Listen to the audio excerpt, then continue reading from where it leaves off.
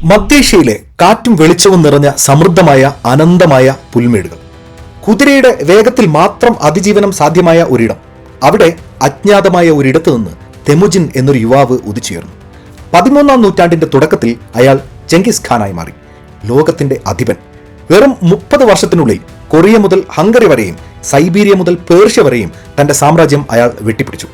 ലോക ചരിത്രത്തിൽ ഇതുവരെ കണ്ടിട്ടില്ലാത്ത വിധം വിശാലമായ ഒരു ആധിപത്യം. ഈ മഹാചരിത്രത്തിന്റെ രഹസ്യങ്ങൾ തേടി നമുക്ക് പഴയകാലത്തെ അവശിഷ്ടങ്ങളിലേക്ക് തിരിയാം. 13-ാം നൂറ്റാണ്ടിലെ secret history of the Mongol പോലെയുള്ള പുസ്തകങ്ങൾ തെമുജിന്റെ വളർച്ചയെയും അയാളുടെ കുടുംബത്തിലെ ഉൾനാടകങ്ങളെയും നമുക്ക് കാട്ടിത്തരുന്നുണ്ട്. പേർഷ്യൻ ചരിത്രകാരനായ റഷീദ് അൽ ദീനും ചൈനീസ് രാജവംശത്തിലെ രേഖകളും ഇതിനെ ശരിവെക്കുന്നുണ്ട്, കൂടുതൽ വിവരിക്കുന്നുണ്ട്. ചിലർ അയാളെ ആരാധനയോടെ നോക്കിക്കണ്ടപ്പോൾ മറ്റു ചിലർ വെറുപ്പോടെയാണ് വിവരിച്ചത്. എങ്കിലും ഈ കഥകളെല്ലാം ചേർത്ത് വായിക്കുമ്പോൾ ഒരു കാര്യം വ്യക്തമാകുന്നു: ആ അധികാരത്തിന്റെ കേന്ദ്ര ബിന്ദു വെറും വാളുകൾ മാത്രമായിരുന്നില്ല. അതിൽ ലൈംഗികതയും പ്രണയവും വലിയ പങ്ക് വഹിച്ചിരുന്നു. മംഗോളിയൻ പാരമ്പര്യങ്ങളിൽ ചെങ്കിസ് ഖാൻ ഒരു പോരാളി മാത്രമല്ല, തന്റെ വംശ പരമ്പരയെ ഭൂമിയിലുടനീളം പടർത്താൻ വിധിക്കപ്പെട്ടവൻ കൂടിയാണ്. തെമുജിന്റെ വിത്തുകൾ പുഴകളെപ്പോലെ ഒഴുകും, അയാളുടെ പുത്രന്മാർ ലോകം ഭരിക്കും എന്നായിരുന്നു അവരുടെ ഐതിഹ്യം. അതെ, അവിടെ ലൈംഗികത, റീപ്രൊഡക്ഷൻ എന്നത് മറ്റൊരു തരത്തിലുള്ള അധിനിവേശമായിരുന്നു. ഇന്നത്തെ കണക്കുകൾ അനുസരിച്ച് 16 ദശലക്ഷം പുരുഷന്മാരുടെ DNA ചെന്നെത്തുന്നത് ചെങ്കിസ് ഖാനിലാണ്. ഒരു സാമ്രാജ്യം കെട്ടിപ്പടുക്കുന്നതിൽ വംശവർദ്ധനവ് എത്രത്തോളം സ്വാധീനം ചെലുത്തി എന്നതിന് ഏറ്റവും വലിയ തെളിവാണത്. യുദ്ധങ്ങളിലൂടെ മാത്രമല്ല, വിവാഹങ്ങളിൽ കൂടിയാണ് മംഗോളുകൾ സഖ്യങ്ങൾ ഉണ്ടാക്കിയത്. തന്റെ ഭാര്യ ബോർത്തയെ തടവിൽ നിന്ന് മോചിപ്പിച്ചത് വെറുമൊരു വിജയമായിരുന്നില്ല, മറിച്ച് ഗോത്രങ്ങൾക്കിടയിൽ അയാളുടെ അധികാരം ഉറപ്പിക്കാനുള്ള തന്ത്രം കൂടിയായിരുന്നു. ഇതൊരു പ്രണയത്തിന്റെയും സാമ്രാജ്യത്തിന്റെയും കൂടി കഥയാണ്. ബോർത്തയുടെ തട്ടിക്കൊണ്ടുപോകൽ മുതൽ ലോകത്തെ വിറപ്പിച്ച വലിയ സൈനിക നീക്കങ്ങൾ വരെ ചോര കൊണ്ടും DNA കൊണ്ടും എഴുതപ്പെട്ട ആ ചരിത്രം. ചെങ്കിസ് ഖാനും മംഗോളിയൻ സാമ്രാജ്യവും എങ്ങനെയാണ് ലൈംഗികതയെ ഒരു ആയുധവും ഒരു കെട്ടുറപ്പുള്ള സംഗതിയുമായി മാറ്റിയത് എന്ന് നമുക്ക് ഈ യാത്രയിലൂടെ കണ്ടെത്താം.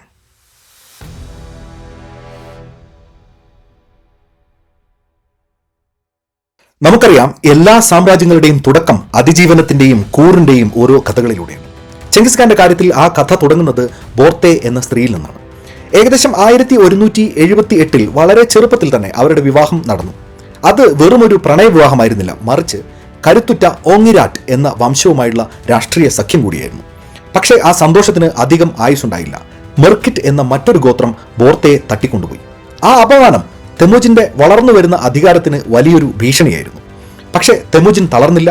തന്റെ രക്തബന്ധുവായ ജമൂഖയോടും കറയിത്ത് ഗോത്രത്തലവൻ തുക്രിലിനോടും ചേർന്ന് അയാൾ ബോർത്തയെ രക്ഷിക്കാൻ പുറപ്പെട്ടു. അതൊരു വെറും രക്ഷപ്പെടുത്തലായിരുന്നില്ല, തന്റെ അന്തസ് വീണ്ടെടുക്കുവാനും പല ഗോത്രങ്ങളെ ഒരുമിച്ച് നയിക്കാൻ തനിക്ക് കഴിയുമെന്ന് തെളിയിക്കുവാനുമുള്ള പോരാട്ടമായിരുന്നു അത്. ബോർത്തെ എന്നും അയാളുടെ പ്രധാന പത്നിയായി തുടർന്നു. സാമ്രാജ്യത്തിന്റെ അനന്തരാവകാശികളായ മൂത്ത മകൻ ജോച്ചി, രണ്ടാമത്തവൻ ചഗതായി, ഒഗഡായി, തൊലൂയി എന്നീ 4 പുത്രന്മാരുടെ മാതാവായി ബോർത്തയെ ചരിത്രം രേഖപ്പെടുത്തിയിരിക്കുന്നു. സാമ്രാജ്യം വളർന്നതോടെ ചെങ്കിസ് ഖാന്റെ കുടുംബവും വികസിച്ചു. പുൽമേടുകളിലെ പ്രഭുക്കന്മാർക്കിടയിൽ ബഹുഭാര്യത്വം അന്ന് പതിവായിരുന്നു. കീഴടക്കിയ ഗോത്രങ്ങളിൽ നിന്നുള്ള സ്ത്രീകളെ അയാൾ തന്റെ പത്നിമാരായും അന്തപുരവാസികളായും സ്വീകരിച്ചു. പക്ഷേ ഇതൊന്നും വെറും സുഖലോലുപതയ്ക്ക് വേണ്ടി മാത്രമായിരുന്നില്ല, മറിച്ച് ശത്രുക്കളെ ബന്ധുക്കളാക്കി മാറ്റാനുള്ള ഒരു തന്ത്രം കൂടിയായിരുന്നു. തന്റെ ഓരോ പത്നിമാർക്കും പ്രത്യേക കൂടാരങ്ങളും സൈന്യവും പുത്രന്മാരും ഉണ്ടായിരുന്നു. വിവിധ ഗോത്രങ്ങളെ ഒരൊറ്റ കുടുംബ ശൃംഖലയിൽ കോർത്തിണക്കാൻ ഈ സംവിധാനം അയാളെ സഹായിച്ചു. മംഗോളിയൻ ലോകത്ത് വിവാഹം എന്നത് ഒരു ഉടമ്പടിയായിരുന്നു. പേപ്പറിൽ എഴുതിയതല്ല, മറിച്ച് രക്തം കൊണ്ട് ഉറപ്പിച്ചത്. തന്റെ പെൺമക്കളെ കരുത്തരായ സഖ്യകക്ഷികൾക്ക് വിവാഹം ചെയ്ത് നൽകുന്നതിലൂടെ അയാൾ തന്റെ അധികാരം ഉറപ്പിച്ചു. കീഴടക്കിയ ഗോത്രങ്ങളിലെ സ്ത്രീകളെ വിവാഹം കഴിച്ച് അയാൾ അധിനിവേശത്തെ കുടുംബ ബന്ധങ്ങളാക്കി മാറ്റി. അധികാരത്തിന്റെ ഈ നൂലാമാലകൾക്കിടയിൽ ബോർത്തയുടെ മക്കൾക്ക് പ്രത്യേക പരിഗണന ലഭിച്ചിരുന്നുവെങ്കിലും മറ്റു പത്നിമാരുടെ സാന്നിധ്യം ഒരു കുടുംബം മാത്രം അധികാരം കുത്തകയാക്കുന്നതിൽ നിന്ന് ആ രാജവംശത്തെ തടഞ്ഞു.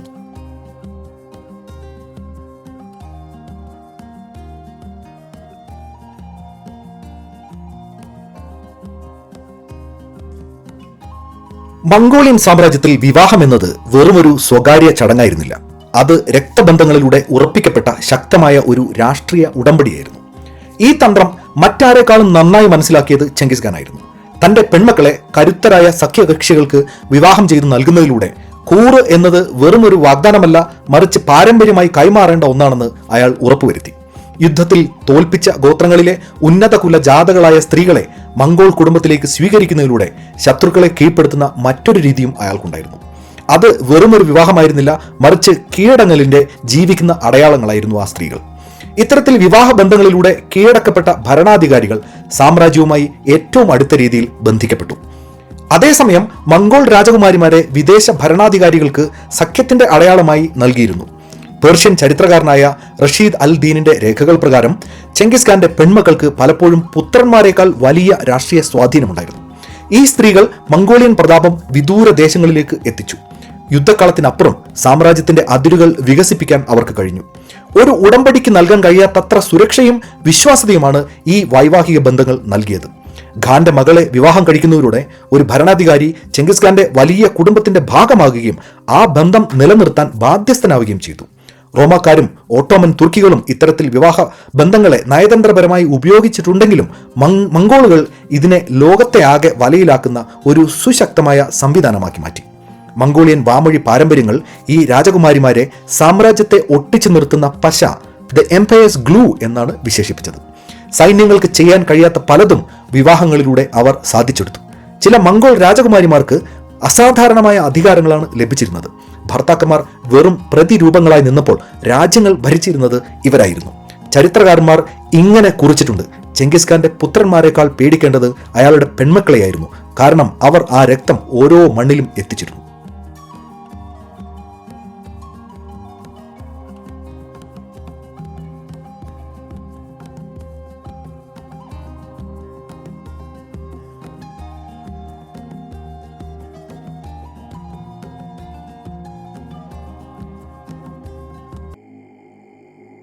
മംഗോളിയൻ വിജയങ്ങൾ വെറുമൊരു വാൾമുനയുടെ കഥയല്ല, അത് ശരീരങ്ങൾക്കും വ്യക്തിത്വങ്ങൾക്കും മേലെ നടത്തിയ ആധിപത്യത്തിന്റെ ചരിത്രം കൂടിയാണ്.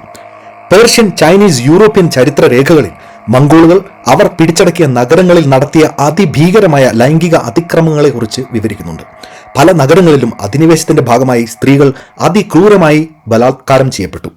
പുറം ലോകത്തെ സംബന്ധിച്ചിടത്തോളം ഇത് അങ്ങേയറ്റം ഭീകരമായ ഒന്നായിരുന്നെങ്കിലും മംഗോളുകളെ സംബന്ധിച്ചിടത്തോളം അത് കീഴടക്കാനുള്ള ഒരു മനഃശാസ്ത്രപരമായ ആയുധമായിരുന്നു. പരാജയപ്പെട്ട ശത്രുവിന്റെ അഭിമാനം തകർക്കാനാണ് പ്രത്യേകിച്ച് അവർ ഇത്തരം അതിക്രമങ്ങൾ ഉപയോഗിച്ചിരുന്നത്. വംശശുദ്ധിക്ക് വലിയ വില കൽപ്പിച്ചിരുന്ന അന്നത്തെ സമൂഹങ്ങളിൽ സ്ത്രീകൾക്ക് നേരെയുള്ള അതിക്രമങ്ങൾ ആ ഗോത്രത്തിന്റെ തന്നെ അടിത്തറ ഇളക്കിയിരുന്നു. അതോടെ ശത്രുക്കൾ മാനസികമായി തകരുകയും ചെറുത്തുനിൽപ്പ് അസാധ്യമാണെന്ന് തിരിച്ചറിയുകയും ചെയ്തിരുന്നു.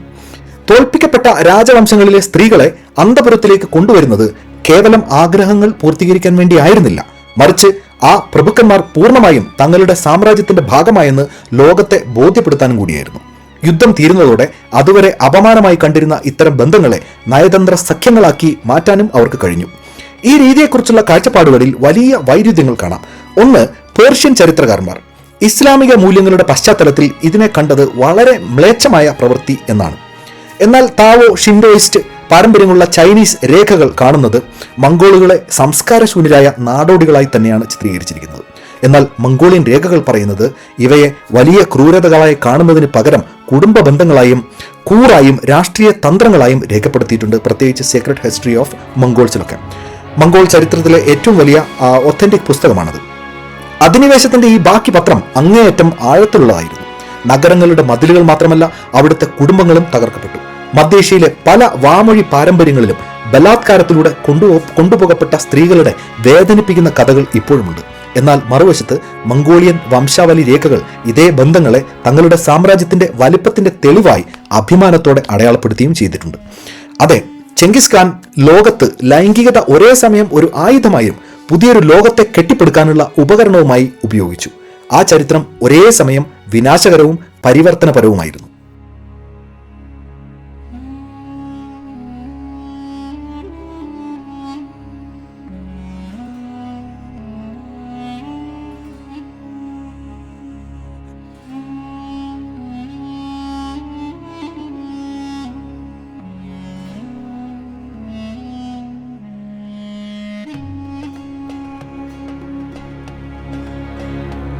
ചെങ്കിസ് ഖാന്റെ സാമ്രാജ്യം വെറും മണ്ണിൽ മാത്രമായിരുന്നില്ല, അത് മനുഷ്യ ശരീരങ്ങളിലും DNA തന്മാത്രകളിലും ഇന്നും ജീവിക്കുന്നു. 2003 നടന്ന ഒരു നിർണായക ജനിതക പഠനം ലോകത്തെ ആകെ ഞെട്ടിച്ചിരുന്നു. ഇന്ന് ജീവിച്ചിരിക്കുന്നവരിൽ ഏകദേശം 1.6 കോടി പുരുഷന്മാർ ചെങ്കിസ് ഖാന്റെ അതേ Y ക്രോമസോം വംശപരമ്പര പങ്കിടുന്നവരാണ് എന്നാണ് ആ പഠനങ്ങൾ തെളിയിച്ചത്. യുദ്ധക്കളത്തിനപ്പുറം തന്റെ സാമ്രാജ്യം എത്രത്തോളം ആഴത്തിൽ പടർന്നു എന്നതിന്റെ ഇന്നും ജീവിച്ചിരിക്കുന്ന തെളിവാണിത്. പക്ഷേ അധികാരത്തിന്റെ ഈ തുടർച്ച അത്ര ലളിതമായിരുന്നില്ല. ചെങ്കിസ് ഖാന്റെ പുത്രന്മാർക്കിടയിൽ പിൻഗാമിയെ ചൊല്ലിയുള്ള തർക്കങ്ങൾ നിലനിന്നിരുന്നു. മൂത്ത മകൻ ജോച്ചിയുടെ ജനനത്തെക്കുറിച്ചുള്ള സംശയങ്ങൾ മംഗോൾ രാഷ്ട്രീയത്തെ വല്ലാതെ ഉലച്ചിരുന്നു. ബോർത്തെ തടവിലാക്കപ്പെട്ട സമയത്ത് ജനിച്ച ജോച്ചി തന്റെ ചോരയാണോ എന്ന് ചെങ്കിസ് ഖാൻ ഒരിക്കലും പരസ്യമായി സംശയിച്ചിരുന്നില്ലെങ്കിലും മറ്റു സഹോദരന്മാർക്കിടയിൽ ആ ഭിന്നത എന്നും നിലനിന്നിരുന്നു. ബോർത്തെ തട്ടിക്കൊണ്ടുപോയപ്പോൾ അവർ ഗർഭിണിയായിരുന്നില്ല. പിന്നീട് 2 വർഷം കഴിഞ്ഞ് അവരെ മോചിപ്പിച്ചപ്പോൾ അവർക്ക് ഒരു പുത്രനുണ്ടായിരുന്നു. അതായിരുന്നു ചെങ്കിസ് ഖാന്റെ മൂത്ത മകൻ ജോച്ചി. മംഗോളുകളെ സംബന്ധിച്ചിടത്തോളം പ്രജനനം എന്നത് ഒരു ആസൂത്രിതമായ അധിനിവേശ തന്ത്രമായിരുന്നു. ഓരോ പുതിയ വൈവാഹിക ബന്ധത്തിലൂടെയും ജനിക്കുന്ന കുട്ടികൾ മംഗോൾ രക്തവും പ്രാദേശിക പാരമ്പര്യവും ഒരേപോലെ വഹിക്കുന്നവരായിരുന്നു. ഇതിലൂടെ കീഴടക്കപ്പെട്ട ജനതയുടെ വംശാവലിയിലേക്ക് മംഗോൾ സ്വാധീനം ആഴത്തിൽ വേരോടി. സ്ത്രീകളുടെ ശരീരത്തിലൂടെയും കുട്ടികളുടെ അനന്തരാവകാശത്തിലൂടെയും നടന്ന ഈ വികാസത്തെ രക്തം കൊണ്ടുള്ള അധിനിവേശം എന്ന് വിളിക്കാം. പേർഷ്യൻ ചരിത്രകാരന്മാർ ചെങ്കിസ് ഖാന്റെ മക്കളും കൊച്ചുമക്കളും അനന്തമായി വർദ്ധിക്കുന്നതിനെ അത്ഭുതത്തോടെയാണ് രേഖപ്പെടുത്തിയിരിക്കുന്നത്. റഷ്യയും പേർഷ്യയും ഉൾപ്പെടെ ദൂരദേശങ്ങളിലെ രാജകൊട്ടാരങ്ങൾ മംഗോൾ വംശജരായ രാജകുമാരന്മാർ അധികാരം പിടിച്ചെടുത്തു. മംഗോളിയൻ വാമൊഴി പാരമ്പര്യങ്ങൾ വാഴ്ത്തിയതുപോലെ തെമുജിന്റെ വിത്തുകൾ പുഴകളെ പോലെ തന്നെ ഒഴുകി ലോകമെങ്ങും വ്യാപിച്ചു. ചുരുക്കത്തിൽ മംഗോളുകൾക്ക് വംശവർദ്ധനയ്ക്ക് എന്നത് സാമ്രാജ്യത്തിന്റെ ഉപോൽപ്പന്നമായിരുന്നില്ല, മറിച്ച് അത് തന്നെയായിരുന്നു അവരുടെ സാമ്രാജ്യം. സൈന്യം കൊണ്ട് അവർ ഭൂമി പിടിച്ചടക്കിയപ്പോൾ കുടുംബ ബന്ധങ്ങളിലൂടെ അവർ ജനതകളെ തന്നെ മാറ്റിമറിച്ചു. ഇന്നും ലോകമെങ്ങും പടർന്നു കിടക്കുന്ന ചെങ്കിസ് ഖാന്റെ ജനിതക പിന്തുടർച്ച, ഒരു ഭരണാധികാരിയുടെ ദീർഘവീക്ഷണം മനുഷ്യ മാംസത്തിലും രക്തത്തിലും എങ്ങനെ അവിസ്മരണീയമായി നിലനിൽക്കുന്നു എന്നതിന്റെ ജീവിച്ചിരിക്കുന്ന അടയാളങ്ങളാണ്. മംഗോളിയൻ സാമ്രാജ്യം വെറും ആയുധബലം കൊണ്ട് മാത്രമല്ല നിലനിന്നിരുന്നത്. അതിനെ കൂട്ടിയിണക്കിയ മറ്റൊരു ഘടകമായിരുന്നു യാസ എന്നറിയപ്പെടുന്ന ചെങ്കിസ് ഖാന്റെ അതിപ്രശസ്തമായ നിയമസംഹിത. ഈ നിയമങ്ങളിൽ വിവാഹം, പരസ്ത്രീഗമനം, ലൈംഗിക പെരുമാറ്റം എന്നിവയെക്കുറിച്ച് വ്യക്തമായ നിബന്ധനകൾ ഉണ്ടായിരുന്നു. കുടുംബത്തിനകത്ത് അവിശ്വസ്തത കാണിക്കുന്നത് വധശിക്ഷ ലഭിക്കാവുന്ന കുറ്റമായിരുന്നു. മംഗോളിയൻ സാമ്രാജ്യത്തിൽ ബലാത്കാരത്തിനും വധശിക്ഷയായിരുന്നു ശിക്ഷ. കുടുംബത്തിന്റെ ഭദ്രതയാണ് വംശത്തിന്റെ കരുത്തെന്ന് മംഗോളുകൾ വിശ്വസിച്ചു. സ്വന്തം വംശത്തിലെ സ്ത്രീകൾക്ക് ഇവർ വലിയ ബഹുമാനം നൽകിയിരുന്നു ഈ യാസ നിയമങ്ങൾ. പക്ഷേ അധിനിവേശ പ്രദേശങ്ങളിലെ സ്ത്രീകൾക്ക് ഈ സുരക്ഷ ഉറപ്പു നൽകിയിരുന്നില്ല. അവിടെ യുദ്ധത്തിന്റെ ക്രൂരതകൾ പലപ്പോഴും തടസ്സമില്ലാതെ തുടർന്നു. ഈ വൈരുദ്ധ്യം മംഗോളിയൻ ധാർമ്മികതയെ ലോകത്തിനു മുമ്പിൽ ഒരു വലിയ ചോദ്യചിഹ്നമാക്കി മാറ്റി. മംഗോളുകളുടെ ഈ ജീവിത രീതിയെ വിവിധ മതവിഭാഗങ്ങൾ വ്യത്യസ്തമായ രീതിയിലാണ് നോക്കിക്കണ്ടത്. ഇസ്ലാമിക ചരിത്രകാരന്മാർ റഷീദ് അൽ ദീനിനെ പോലെയുള്ളവർ മംഗോളുകളുടെ ബഹുഭാരിത്വത്തെയും വെപ്പാട്ടി സമ്പ്രദായത്തെയും അധാർമികമായ അതിപ്രസരമായി മുദ്രകുത്തി. ദൈവിക നിയമങ്ങളുടെ ലംഘനമായാണ് അവർ ഇതിനെ കണ്ടത്. ക്രിസ്ത്യൻ എഴുത്തുകാർ യൂറോപ്പിൽ നിന്നുള്ളവർ പ്രത്യേകിച്ച് മംഗോളുകളെ കാമഭ്രാന്തന്മാരായ അപരിഷ്കൃതർ എന്നാണ് വിശേഷിപ്പിച്ചത്. അവരുടെ സൈനിക ക്രൂരതകൾക്ക് തെളിവായി ഈ ലൈംഗിക ജീവിതത്തെ അവർ ഉയർത്തിക്കാണിച്ചു. ചൈനീസ് രേഖകളിൽ കൺഫ്യൂഷൻ മൂല്യങ്ങളിൽ വിശ്വസിച്ചിരുന്ന ചൈനീസ് അധികാരികളൊക്കെ മംഗോളുകൾക്ക് അച്ചടക്കവും മര്യാദയുമില്ലെന്ന് കുറ്റപ്പെടുത്തിയിട്ടുണ്ട് പല ചരിത്രരേഖകളിലും. എന്നാൽ മംഗോളുകളെ സംബന്ധിച്ചിടത്തോളം ഇത് അധാർമികതയായിരുന്നില്ല, കൊളാറ്ററൽ ഡാമേജ് മാത്രം, മറിച്ച് സമ്പത്തിന്റെയും അധികാരത്തിന്റെയും അടയാളമായിരുന്നു. പല വിവാഹങ്ങളും നയതന്ത്ര ആയുധങ്ങളായും വംശവർദ്ധനവ് ഒരു പുണ്യകർമ്മമായും അവർ കരുതി. പുറം ലോകം ക്രൂരത എന്ന് വിളിച്ച പലതിനെയും മംഗോളിയൻ ചരിത്ര രേഖകൾ അധിനിവേശത്തിന്റെ ഒരു സാധാരണ ഭാഗം മാത്രമായി കണ്ട് അതിനെ അവഗണിച്ചു. അതെ, മംഗോളിയൻ സാമ്രാജ്യത്തിലെ ധാർമ്മികത എന്നത് ആപേക്ഷികമായിരുന്നു. ഒരു വശത്ത് അത് കർക്കശമായ നിയമങ്ങളാൽ നിയന്ത്രിക്കപ്പെട്ട കുടുംബ ബന്ധങ്ങളുടെ കഥയാണ്. മറുവശത്ത് അത് ലോകം ഇന്നുവരെ കണ്ടിട്ടുള്ളതിൽ വെച്ച് ഏറ്റവും വലിയ സാംസ്കാരിക സംഘടനകളുടെയും ഒരാളുടെ ക്രമം മറ്റൊരാൾക്ക് അരാജകമായി തോന്നിയ ഒരു നശിച്ച കാലഘട്ടത്തിന്റെ റെപ്രസെന്റേഷനുമായിട്ടാണ് തോന്നിയത്. ചരിത്രത്തിലെ ഏറ്റവും സങ്കീർണമായ ഒരു അധ്യായമായി ഇന്നും ഇത് അവശേഷിക്കുന്നു.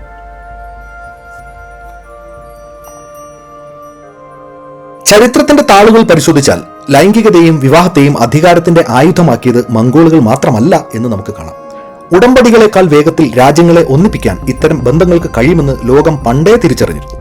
ഉദാഹരണത്തിന്, റോമാക്കാർ കീഴടക്കിയ പ്രദേശങ്ങളിലെ പ്രഭുക്കന്മാരുമായി വിവാഹ ബന്ധത്തിൽ ഏർപ്പെട്ട് തങ്ങളുടെ അധികാരം ഉറപ്പിച്ചിരുന്നു. അഗസ്റ്റസ് ചക്രവർത്തി തന്നെ ഇത്തരത്തിലുള്ള കുടുംബ സഖ്യത്തിലൂടെയാണ് തന്റെ ഭരണം സുസ്ഥിരമാക്കിയത്. നൂറ്റാണ്ടുകൾക്ക് ശേഷം ഓട്ടോമൻ സാമ്രാജ്യം ഹാറം എന്ന സംവിധാനത്തിലൂടെ ഈ തന്ത്രം കൂടുതൽ പരിഷ്കരിച്ചു. വൈവിധ്യമാർന്ന പശ്ചാത്തലങ്ങളിൽ നിന്നുള്ള സ്ത്രീകൾ ഓട്ടോമൻ രക്തവും പ്രാദേശിക പാരമ്പര്യവും ചേർന്ന പിൻഗാമികൾക്ക് ജന്മം നൽകി. മധ്യകാല യൂറോപ്പിലും രാജകുമാരിമാർ വെറും വധുക്കളായിരുന്നില്ല, മറിച്ച് രാജ്യങ്ങൾ തമ്മിലുള്ള സന്തുലിതാവസ്ഥ നിലനിർത്തുന്ന ജീവിക്കുന്ന ഉടമ്പടികളായിരുന്നു. എന്നാൽ മംഗോൾ സാമ്രാജ്യത്തിന്റെ ശൈലി ഇവയിൽ നിന്നെല്ലാം വ്യത്യസ്തമായിരുന്നു. റോമിനെയോ യൂറോപ്പിനെയോ പോലെ ഒരു നിശ്ചിത സ്ഥലത്ത് ഉറച്ചു നിൽക്കുന്ന ശീലം ഉള്ളവരായിരുന്നില്ല മംഗോളുകൾ. ഇപ്പോഴും അവരുടെ കരുത്ത് വേഗതയിലും മാറ്റത്തിലുമായിരുന്നു. അതുകൊണ്ട് തന്നെ ഓരോ ഗോത്രത്തിൽ നിന്നും പത്നിമാരെ സ്വീകരിക്കുന്നത് അവരെ ഒരൊറ്റ കുടക്കീഴിൽ കൊണ്ടുവരാനുള്ള മാർഗമായി അവർ കണ്ടു. പേർഷ്യയിൽ നിന്നും ചൈനയിൽ നിന്നും റഷ്യയിൽ നിന്നുമുള്ള സ്ത്രീകളെ മംഗോൾ കുടുംബത്തിലെ ഭാഗമാക്കിയതിലൂടെ യൂറേഷ്യയിൽ ഉടനീളം പടർന്നു കിടക്കുന്ന ഒരു വലിയ കുടുംബ ശൃംഖല തന്നെ രൂപപ്പെട്ടു. റോമാക്കാർ നിയമത്തിലും ഓട്ടോമന്മാർ ഹാരത്തിലും വിശ്വസിച്ചപ്പോൾ മംഗോളുകൾ വിശ്വസിച്ചത് വൈവിധ്യങ്ങളുടെ ലയനത്തിലായിരുന്നു. യുദ്ധക്കളത്തിൽ അവർ വില്ലും കുതിരയും ഉപയോഗിച്ചപ്പോൾ കൊട്ടാരങ്ങളിൽ അവർ വിവാഹത്തെ നയതന്ത്രമായി ഉപയോഗിച്ചു. പ്രജനനം എന്നത് അവർക്ക് കേവലം വംശവർദ്ധനവായിരുന്നില്ല, മറിച്ച് ലോകം കീഴടക്കാനുള്ള മറ്റൊരു മാർഗമായിരുന്നു. അതെ, ചെങ്കിസ് ഖാന്റെ സാമ്രാജ്യം വാളുകൾ കൊണ്ട് മാത്രമല്ല, രക്തബന്ധങ്ങൾ കൊണ്ടും കൂടി നിർമ്മിക്കപ്പെട്ടവയാണ്. ചരിത്രത്തിലെ ഏറ്റവും വലിയ ഈ മനുഷ്യ വലക്കണ്ണികൾ ഇന്നും നമ്മളെ ഓർമ്മിപ്പിക്കുന്ന ഒരു കാര്യമുണ്ട്. അധികാരം എന്നത് വെറും കീഴടക്കൽ മാത്രമല്ല, അത് മനുഷ്യബന്ധങ്ങളുടെ സങ്കീർണമായ ഒരു ഉടമ്പടി കൂടിയാണ്.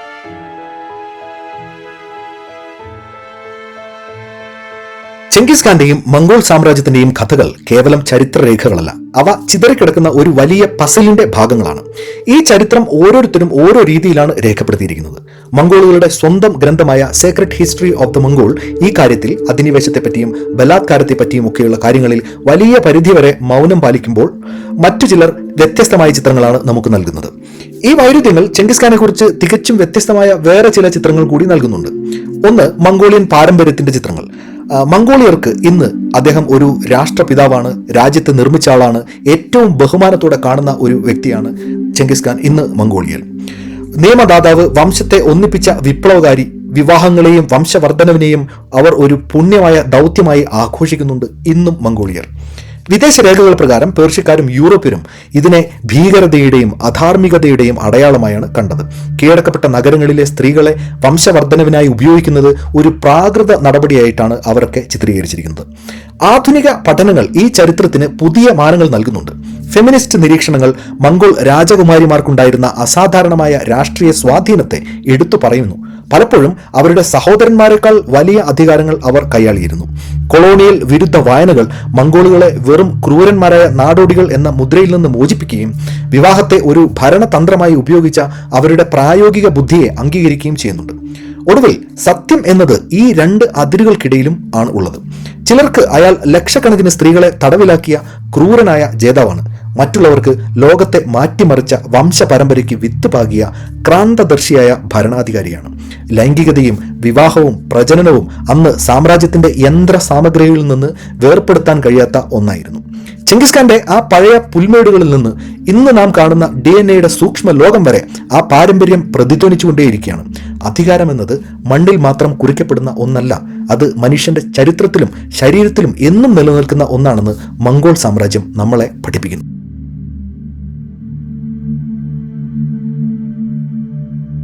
ചെങ്കിസ് ഖാന്റെയും മംഗോൾ സാമ്രാജ്യത്തിന്റെയും ഈ നീണ്ട യാത്ര നമ്മെ എത്തിക്കുന്നത് ഒരു വലിയ സത്യത്തിലേക്കാണ്. ലൈംഗികത എന്നത് ഇവിടെ കേവലം ഒരു വ്യക്തിഗത ആഗ്രഹമായിരുന്നില്ല, മറിച്ച് അത് അധികാരത്തിന്റെ ചക്രങ്ങൾ ചലിപ്പിച്ചിരുന്ന ഒരു സുപ്രധാന യന്ത്ര സാമഗ്രിയായിരുന്നു. വിവാഹങ്ങളിലൂടെയും വംശവർദ്ധന തന്ത്രത്തിലൂടെയും മംഗോളുകൾ തങ്ങളുടെ സാമ്രാജ്യത്തെ വെറും മണ്ണിൽ മാത്രമല്ല വംശാവലികളിലും തുന്നിച്ചേർത്തു. കീഴടക്കിയ നഗരങ്ങളിലെ ക്രൂരമായ അതിക്രമങ്ങൾ പോലും ഒരു മനഃശാസ്ത്രപരമായ ആയുധമായി അവർ ഉപയോഗിച്ചു. മംഗോളുകളുടെ ഈ വ്യവസ്ഥാപിത രീതികൾ അവരെ വെറും അധിനിവേശക്കാർ എന്നതിൽ ഉപരിയാക്കി ലോകത്തിന്റെ അതിരുകൾ മാറ്റിമറിച്ച രാഷ്ട്രീയ തന്ത്രജ്ഞനാക്കി മാറ്റി. യുദ്ധക്കളത്തിൽ വില്ലും വാളും ഉപയോഗിച്ചതുപോലെ തന്നെ ഖാൻ തന്റെ ഓരോ ചുവടുവെപ്പിലും കുടുംബ ബന്ധങ്ങളെയും ഒരു നയതന്ത്ര ഉപകരണമായി കണ്ടു. ഈ ചരിത്രത്തിന്റെ അലയൊലികൾ ഇന്നും നമ്മളിലുണ്ട്. കാഴ്ചപ്പാടുകൾക്കപ്പുറം ഒരു സത്യം അവശേഷിക്കുന്നുണ്ട്. മനുഷ്യ ചരിത്രത്തിൽ മറ്റേതൊരു സാമ്രാജ്യത്തെക്കാളും വേഗത്തിൽ വളരാനും വികാസം പ്രാപിക്കാനും മംഗോളുകളെ സഹായിച്ചത് ലൈംഗികതയും അധികാരവും രാഷ്ട്രീയവും തമ്മിലുള്ള ഈ സങ്കീർണമായ ഇണക്കമാണ് എന്ന സത്യം. മംഗോൾ സാമ്രാജ്യം നമുക്ക് മുമ്പിൽ ഒരു പാഠപുസ്തകമാണ്. വ്യക്തിഗതമായ ചോദനകളും രാഷ്ട്രീയമായ ലക്ഷ്യങ്ങളും എങ്ങനെ ഒരൊറ്റ ചരിത്രമായി മാറുന്നു എന്നതിന്റെ ഉത്തമ ഉദാഹരണം. അതെ, ചെങ്കിസ് ഖാന്റെ സാമ്രാജ്യം അവസാനിച്ചിരിക്കാം, പക്ഷേ അദ്ദേഹത്തിന്റെ രക്തവും പൈതൃകവും ഇന്നും മനുഷ്യരാശിയുടെ ഓർമ്മകളിലും ശരീരത്തിലും മാറ്റമില്ലാതെ തുടരുന്നു. ആ വില്ലിന്റെ ഞാണൊലി അവസാനിച്ചിട്ടില്ല, അത് ഓരോ തലമുറയിലൂടെയും ഇന്നും മാറ്റൊലി കൊള്ളുന്നു. നന്ദി, നമസ്കാരം.